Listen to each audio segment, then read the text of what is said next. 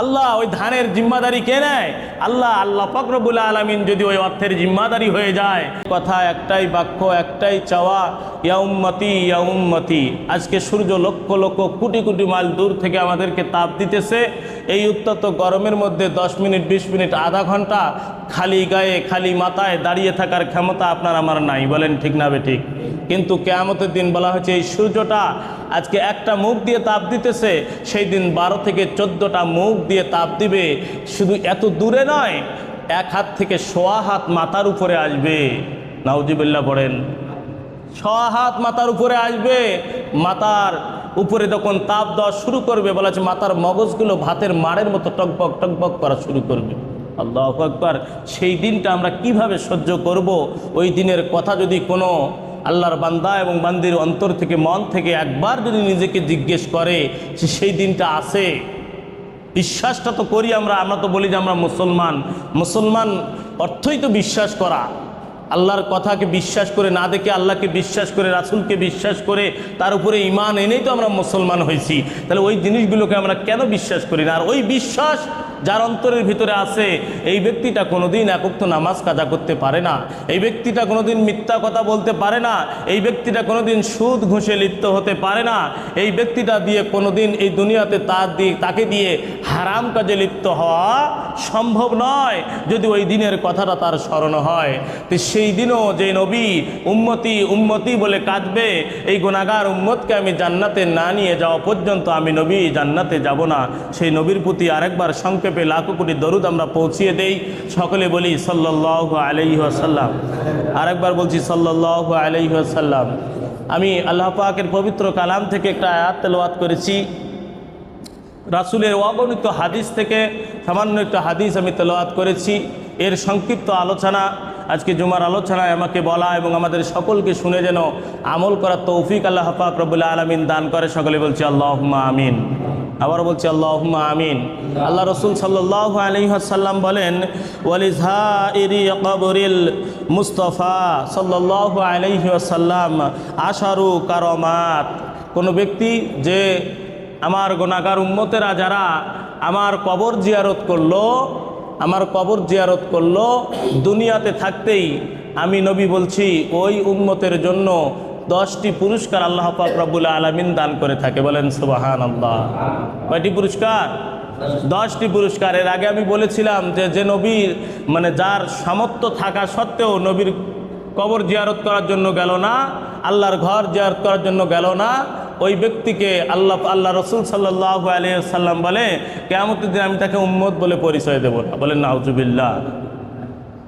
যে ব্যক্তিটা হজ যার উপরে ফরজ হলো, হজ ফরজ হওয়ার পরে সামর্থ্য থাকার পরেও যে ব্যক্তিটা হজ করলো না, আজকে হজের মাস, বর্তমানে হজ চলতেছে, এ মাসে আমাদের জন্য এমন একটা সুযোগ, এমন একটা সময় আমাদেরকে সুযোগ দেওয়া হয়েছে যে কোনো ব্যক্তি গোনাহ করেছে, বেনামাজি আছে, গোনাতে লিপ্ত হয়ে গোনাহ দিয়ে ভরপুর হয়ে গেছে, ওই ব্যক্তিটা যদি এই মাসে তওবা করে ফিরে আসে, আল্লাহ রসুল সাল্লাল্লাহু আলাইহি ওয়াসাল্লাম বলে ওই আল্লাহর বান্দা এবং বান্দির সামনে এবং পিছনের জীবনের গোনাগুলো মাফ করে দিয়ে আল্লাহ পাক রব্বুল আলামিন একটা ওমরা হজের সব তার আমলনামায় দিয়ে দেয়। বলেন সুবহানাল্লাহ। আরেকবার সুবহানাল্লাহ বলেন জোরে। তাহলে কি সুযোগটা আমাদেরকে দিয়েছেন দেখেন। তারপরও আজকে আমরা দুনিয়া নিয়ে কি এমন একটা মহাব্বতে পড়ে গেছি, ভালোবাসায় পড়ে গেছি, দুনিয়ায় ব্যস্ততায় পড়ে গেছি যে আল্লাহর ঘরে আসার আমাদের সময় নাই, তওবা করার সময় আমাদের নাই, সুযোগ আমাদের মিলতেছে না। সামনের এই জিলহজ মাস আরও আমরা পাবো কি পাবো না এর কোনো গ্যারান্টি আছে আমাদের? কারো গ্যারান্টি নাই। সেই জিলহজ মাস আমাদের কাছে এসে গেছে, আমরা তওবা করে যে ফিরে আসবো সেদিকে আমরা ফিরে আসতে পারতেছি না।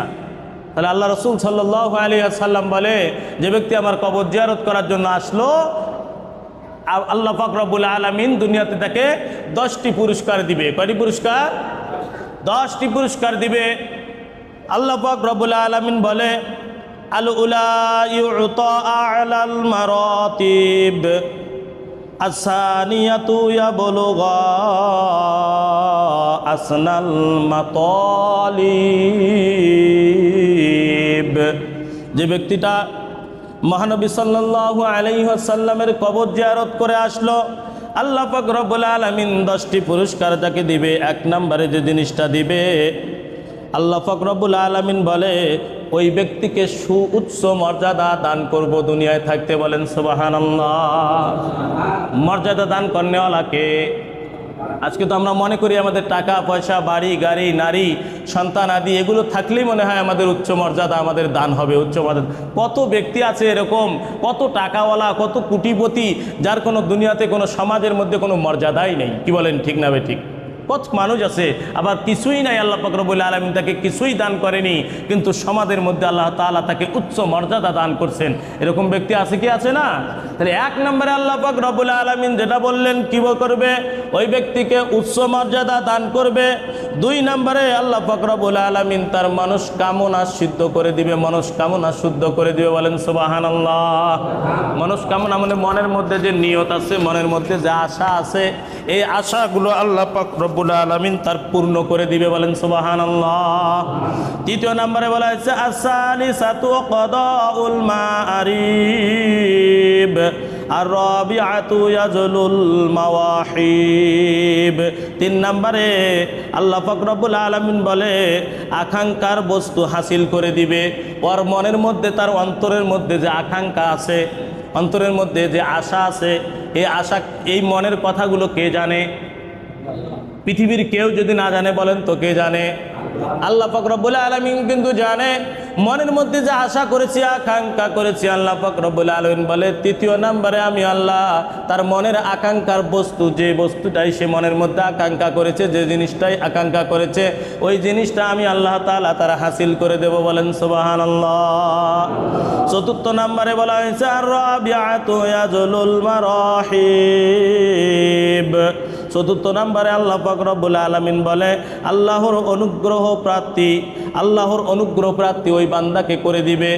যে অনেক ব্যক্তি বলে যে আল্লাহ আমাকে হেদায়েত দান করুক, আগে ভালো হই তারপরে আমি নামাজ ধরবো, আগে ঈমান আনি তারপরে আল্লাহর দিকে যাব। কি বলে না এরকম ব্যক্তি?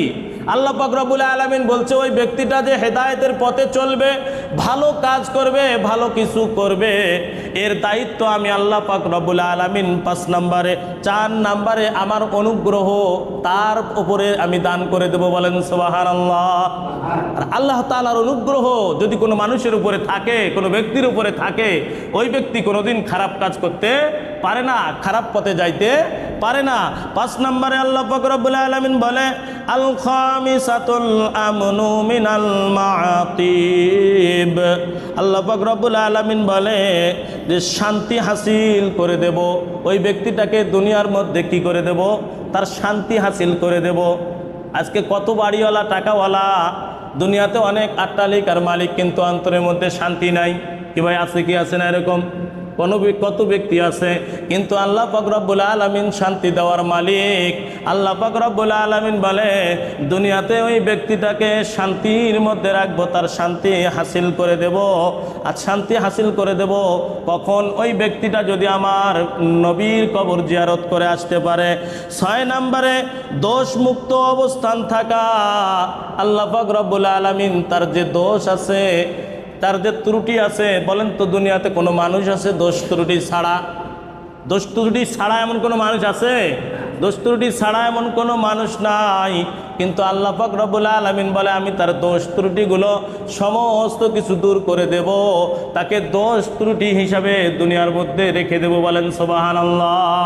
কারণ একজন ব্যক্তি যখন হজ করার জন্য যায়, নবীর রওজা জিয়ারত করার জন্য যায়, তখন দেখবেন ওই ব্যক্তিটা তওবা করে যায়, মসজিদে দান খয়রাত করে যায়, দোয়া কালাম করে যায়, মানুষকে অনেক কিছু খাওয়া দাওয়া করে যায়। বলেন ঠিক না বেঠিক?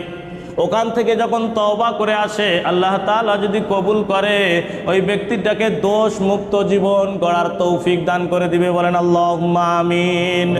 6 নম্বরে দোষ মুক্ত। 7 নম্বরে বলা হয়েছে বিপদ হইতে নিরাপদ রাখে দিবে। বলেন সুবহানাল্লাহ। বিপদ এবং মুসিবত থেকে, বিপদ এবং মুসিবত থেকে ওই ব্যক্তিটাকে মুক্ত রাখবে। আর বিপদ আপদ থেকে যদি মুক্ত আল্লাহ পাক রব্বুল আলামিন রাখে, দুনিয়ার কোনো জন্তু, দুনিয়ার কোনো মানুষ, দুনিয়ার কোনো প্রাণী আপনাকে আমাকে বিপদ এবং মুসিবতে ফেলাতে পারবে? কেউ আমাকে মুসিবতে, বিপদে ফেলাইতে পারবে না। তাহলে বিপদ এবং মুসিবত থেকে রক্ষা চাইতে হবে কার কাছে? আগে আল্লাহর কাছে। তা আল্লাহ পাক রব্বুল আলামিন বলছেন ওই ব্যক্তিকে আমি বিপদগ্রস্ত থেকে, বিপদ আপদ থেকে মুক্ত রাখবো, নিরাপদ রাখবো। আর বলা হয়েছে দুঃখ বিপদ এবং দুর্ভীত করে দেব। দুঃখ দরদাসা, দুঃখ যদি থাকে তার মনের ভিতরে, অন্তরের ভিতরে, তার দুঃখ দরদাসা আমি আল্লাহ পাক রব্বুল আলামিন দূর করে দেব। বলেন সুবহানাল্লাহ। তো এই জিনিসগুলো যদি আল্লাহ পাক রব্বুল আলামিন আপনাকে আমাকে দান করে, তাহলে মনে হয় না তো ওই মানুষটা দুনিয়াতেও জান্নাতের সুগ্রাণ পাবে, মৃত্যুর পরেই বলে যে তার মৃত্যু হইতে দেরি, জান্নাত যাইতে দেরি হবে না। বলেন সুবহানাল্লাহ।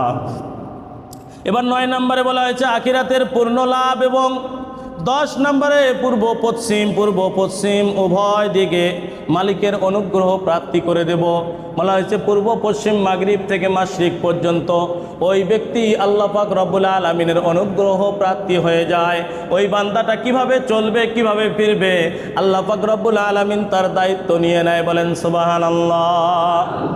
তাহলে এতগুলো পুরস্কার আমাদেরকে দিতে চেয়েছেন, কিন্তু তারপরেও আজকে আমরা সেই দিকে লক্ষ্য রাখি না। আজকে অনেকেই আমরা মনে করি হজ করতে গেলে, উমরা করতে গেলে আমার অর্থ মনে হয় 1 লাখ, 2 লাখ, 4 লাখ, 5 লাখ টাকা যখন কমে যাবে আমার জীবন থেকে টাকা অর্থ কমে গেল।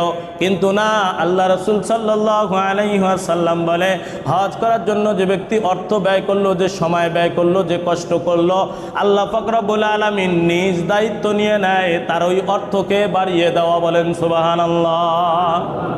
বাড়িয়ে দেওয়ার দায়িত্ব আল্লাহ পাক রব্বুল আলামিন নিয়ে নেয়। যখন তার অর্থ থেকে হজ করার জন্য, ফরজ আদায় করার জন্য আল্লাহর ঘরের দিকে সে রওনা হয়ে যায়, আল্লাহ পাক রব্বুল আলামিন তার দায়িত্ব নিয়ে নেয়। তাহলে বলেন তো ওই অর্থ ব্যয় করলে কি আমি লসের মধ্যে পড়বো না লাভের মধ্যে পড়বো? লাভের মধ্যে পড়বো। কেননা দায়িত্ব নিয়েছেন কে? দায়িত্ব নিয়েছেন? আল্লাহ পাক রব্বুল আলামিন দায়িত্ব নিয়েছেন।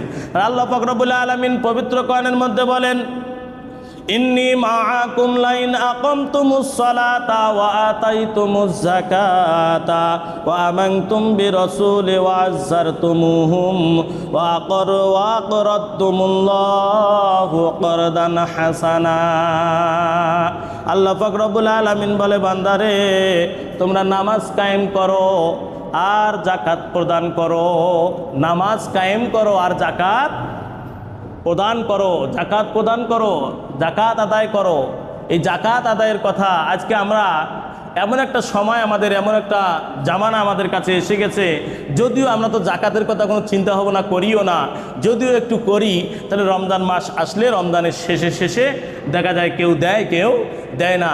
কিন্তু যাকাত শুধু এই রমজানের শেষে বছরে একবার দিলাম তাই নয় ভাই, বছরে কিন্তু আরও কয়েকবার আমাদের কাছে যাকাত আসে।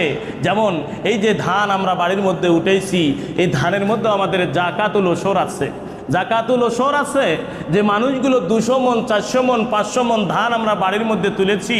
এই যে বলা হয়েছে যে এই যে আমরা কষ্ট করে সেচ দিয়ে, এত সময় ব্যয় করে কষ্ট করে যে ধান আমরা বাড়ির মধ্যে উঠাইলাম, এই ধান আমরা আবার মানুষকে দেব, এই ধান আমরা আবার গরিব মিসকিনকে দিয়ে দেব, মসজিদ মাদ্রাসায় দিয়ে দেব, আমাদের তো ধান কমে যাবে। আল্লাহ পাক রব্বুল আলামিন কত সুযোগ দিয়েছেন দেখেন, যে আমরা সেচ দিয়ে করেছি, টাকা বেশি ব্যয় করেছি, সময় বেশি ব্যয় করেছি, কষ্ট বেশি করেছি। এই জন্য আল্লাহ পাক রব্বুল আলামিন বলে বান্দারে বেশি দিতে হবে না, বেশি দিতে হবে না।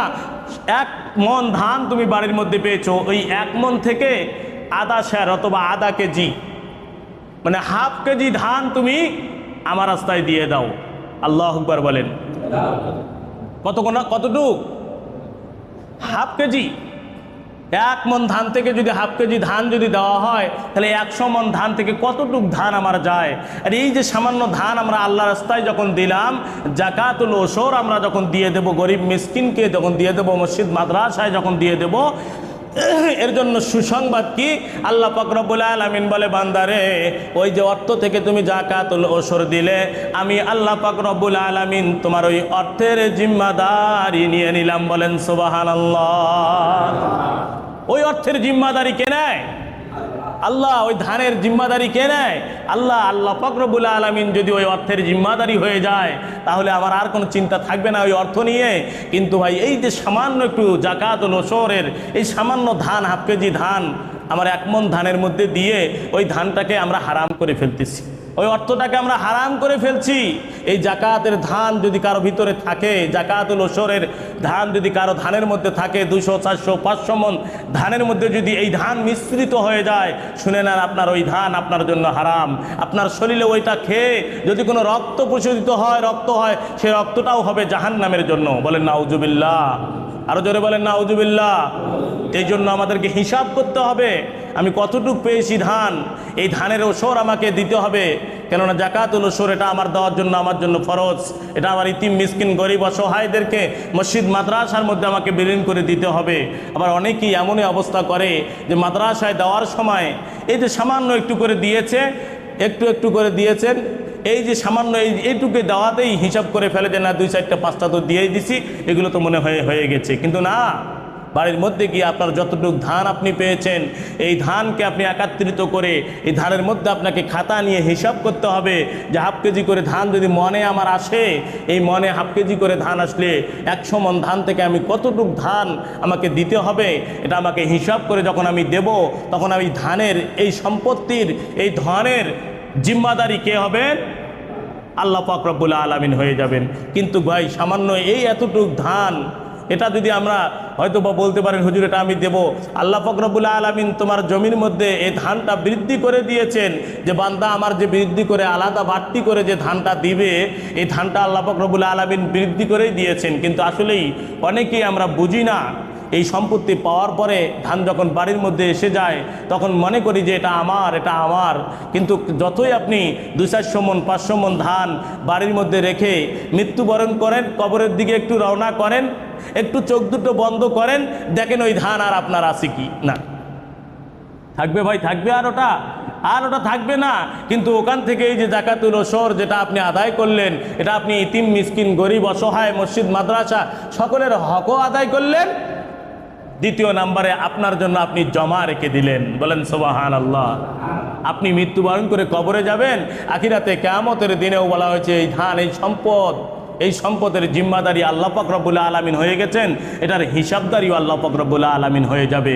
সেই জন্য যে ধান আমাদের বাড়ির মধ্যে গিয়েছে, এটার অবশ্যই আমরা হিসাব করব। হিসাব করি না ভাই, সামান্য একটু দেখেন একজন মানুষ 1 বিঘা মাটিও যারা আজকে আবাদ করে, 1 বিঘা মাটি, তারপরও 60 থেকে 70 মণ 80 মণ ধান পাইতেছে। আপনি 60 মণ ধানের হিসাব করে দেখেন যে 1/2 কেজি করে ধান হলে এই 60 মণ ধানে কতগুলো হয়? 60 মণ ধানে প্রায় 30 কেজি। 30 কেজি ধানের দাম কত বর্তমান? 30 কেজি হলে মণ কতগুলো হয়? 1 মণ। হ্যাঁ, ধরেন 1 মণ হয়, তো 1 মণ ধানের হিসাব করতে গেলে আপনি দেখেন 1 মণ ধানের দাম কত বর্তমান বাজারে? 1000 অথবা 1100 টাকা দাম। এই 1000-1100 টাকা আজকে মসজিদ থেকে দেখা যাচ্ছে ধানের টাকা ভুলে গেলেও নিতে গেলেও আজকে দেখা যাচ্ছে বলতেছে 200, 300, 100, এই যে টাকা দিয়ে বলতেছে হ্যাঁ ধান আমার যেটা হয়েছে না এটা পরিশোধ হয়ে গেল। তাহলে এটা কোনো হিসাব হলো? আপনি একটা হিসাব করে আপনাকে দিতে হবে, একটা সময় একটা হিসাব করে আপনাকে দিতে হবে। কেননা আল্লাহ পাক রব্বুল আলামিন যে সম্পদ তোমাকে দিয়েছে, এই সম্পদের ধান যখন তুমি বাড়ির মধ্যে উঠাও, তুমি সব দিক দিয়ে হিসাব করতে পারো, কিন্তু আল্লাহর রাস্তায় যখন ব্যয় করবে, জাকাতুল ওসর তুমি দিবে, এই ওসরটা দেওয়ার সময় তোমার আর হিসাব মেলে না, আর তুমি হিসাব মিলাইতে পারো না।